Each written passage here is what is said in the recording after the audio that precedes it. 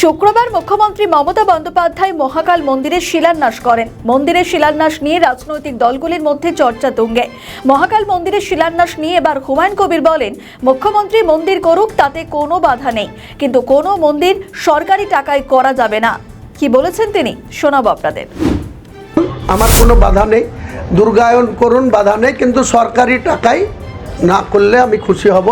আর যদি উনি উদ্বোধন করছেন, দুর্গায়ন করেছেন, আমরা বলছি আগামী দিনে আমরা যারাই ক্ষমতায় আসুক, বাংলার মুখ্যমন্ত্রী যেই হোক, হুমায়ুন কবিরের জনতা উন্নয়ন পার্টির 100 জন এমএলএর সমর্থন ছাড়া সরকার হবে না।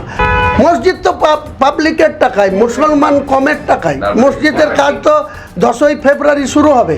কেরলের একটা কোম্পানিকে আমরা এগ্রিমেন্ট করে দিয়েছি, তারা ডিজাইন নকশা, কত ফুট লম্বা, কত ফুট চওড়া, আমি 8 বিঘা জায়গার মধ্যে বলে ভেবেছিলাম, এখন 11 বিঘা জায়গার উপরে মসজিদ হবে। 12,000 মানুষ একসঙ্গে নামাজ পড়তে পারবে। আজকেও জুম্মার নামাজ হয়েছে, আপনারা আপনাদের ক্যামেরা নিয়ে খোঁজ নেন।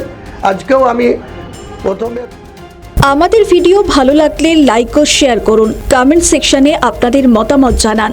আরও ভিডিও পেতে আমাদের চ্যানেলটিকে সাবস্ক্রাইব করুন এবং প্রতি মুহূর্তে খবরের আপডেট পেতে প্রেস করুন বেল আইকন।